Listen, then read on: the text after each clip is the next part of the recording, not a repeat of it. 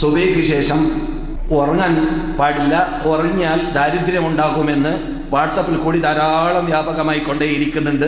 അതിനെക്കുറിച്ച് പലപ്പോഴും പലരും ചോദിച്ചിട്ടുണ്ട്. ഇപ്പോൾ പ്രത്യേകിച്ച് ചോദ്യം എന്നോട് തന്നെ വന്നിട്ടുമുണ്ട്. അല്ലാഹു സുബ്ഹാനഹു വ തആല ഖുർആൻ പറയുന്നു, വമിൻ ആയാതിഹി മനാമുക്കും ഫിൽ ലൈലി വന്നഹാരി വബ്തിഗാഉക്കും മിൻ ഫളി. അല്ലാഹുവിന്റെ ദൃഷ്ടാന്തത്തിൽപ്പെട്ടതാണ് നിങ്ങൾ രാത്രിയിലും പകലിലും ഉറങ്ങിക്കൊണ്ടേയിരിക്കുക എന്നത്. നിങ്ങൾ രാത്രി ഉറങ്ങുന്നു, പകലിൽ ഉറങ്ങുന്നു. ഇത് അല്ലാഹു ദൃഷ്ടാന്തമായിട്ടാണ് പറയുന്നത്. മനസ്സിലല്ലേ? അപ്പോൾ ഉറങ്ങുക എന്നത്, ഉറക്ക് എന്നത് അല്ലാഹുവിന്റെ ദൃഷ്ടാന്തമാണ് യഥാർത്ഥത്തിൽ. എന്നാൽ അങ്ങനെയുള്ള ആ ഉറക്ക് ഖുർആനിലൂടെ നമുക്ക് അല്ലാഹ് അനുവദിച്ചതാണ്. രാത്രിയാണെങ്കിലും ഉറങ്ങാം, പകലാണെങ്കിലും ഉറങ്ങാം.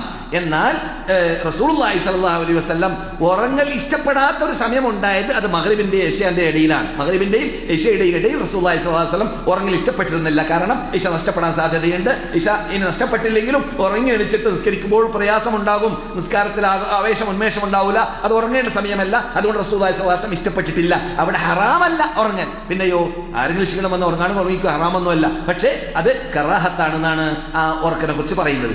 അതുപോലെ തന്നെ സുബഹിക്ക് ശേഷമുള്ളതായ ഉറക്ക്, അതിനെക്കുറിച്ചൊന്നും ഹറാമോന്നോ കറാഹത്തോന്നോ ഒന്നും തന്നെ വന്നിട്ടില്ലെങ്കിലും റസൂലുള്ളാഹി സ്വല്ലല്ലാഹു അലൈഹി വസല്ലം പറഞ്ഞ ഒരു ശൈലിയുണ്ട്. എന്ത്? അല്ലാഹു സുബ്ഹാനഹു വ തആല എന്റെ ഉമ്മത്തിന്റെ ബർക്കത്ത് അതിന്റെ ബുഖൂറിലാക്കിയിട്ടുണ്ട്. എന്റെ ഉമ്മത്തിന്റെ ബർക്കത്ത്, ജീവിതത്തിലുള്ളതായ ബർക്കത്തിന്റെ ഭാഗം പ്രഭാതത്തിലാണ്. അതുകൊണ്ട് പ്രഭാതത്തിൽ കിടന്നുറങ്ങിക്കഴിഞ്ഞാൽ ആ പ്രത്യേകത നഷ്ടപ്പെടും. സൗദി അറേബ്യയിലേക്ക് നിങ്ങൾ വന്ന ശേഷം കണ്ടു, ഇവിടെ സൗദി അറേബ്യയിൽ സുബഹിസ്കാരം കഴിഞ്ഞാൽ പിന്നെ പോയി ഉറങ്ങലൊന്നുമില്ലല്ലോ. പിന്നെ അപ്പടി തന്നെ ഡ്യൂട്ടിയിലേക്ക് പോകണം, അപ്പടി തന്നെ ഓഫീസിലേക്ക് എത്തണം, അപ്പടി തന്നെ ഒരുങ്ങണം, തയ്യാറെടുക്കണം. ആ രൂപത്തിൽ കുട്ടികൾക്കും അങ്ങനെ തന്നെ. ഇനി നാം ഉറങ്ങാൻ തീരുമാനിച്ചാൽ കുട്ടികൾ ഉറങ്ങൂലല്ലോ, കുട്ടികളെ എത്തിക്കണമല്ലോ. അപ്പോൾ ഇവിടെ പ്രഭാതത്തിൽ തന്നെ ആ ഉറങ്ങാതെ ആ സമയത്തിൽ പ്രവർത്തിക്കുമ്പോൾ അതിൽ ബർക്കത്തുകൾ വർദ്ധിക്കുന്നു എന്നതുകൊണ്ട് ആ സമയത്ത് ഉറങ്ങിക്കൂട്ടൽ നല്ലതല്ല, ബർക്കത്ത് കുറയുമെന്നല്ലാതെ. ഈ ഫാത്തിമ പറഞ്ഞു, റസൂലുള്ളാഹി സ്വല്ലല്ലാഹു അലൈഹി വസല്ലം ഫാത്തിമയോട് പറഞ്ഞു അത് ദാരിദ്ര്യമുണ്ടാക്കുമെന്നൊക്കെ പറയുന്ന, ഫാത്തിമയെ മുൻനിർത്തിയിട്ട് പറയുന്നതായ ആ ഷിയായിസമാണത്. അത് കള്ള ഹദീസുകളാണ്, അത് ഇസ്ലാമിൽ ഇല്ലാത്തതാണ്, അത് കെട്ടിയുണ്ടാക്കപ്പെട്ടതാണ്. അങ്ങനെ കേരളത്തിൽ വ്യാപകമായ 100ഓളം യാ അലി യാ അലി യാ അലി എന്ന് വിളിച്ചുകൊണ്ട് പറയുന്നതായ എത്രയോ കെട്ടുകഥകൾ നാം കേൾക്കാറുണ്ട്. യാ അലി, നിങ്ങൾ രാത്രി അടിക്കരുത്, വീടടിക്കരുത്, രാത്രി നിങ്ങൾ കന്നഡ നോക്കരുത്, കന്നഡ നോക്കാൻ പാടില്ല.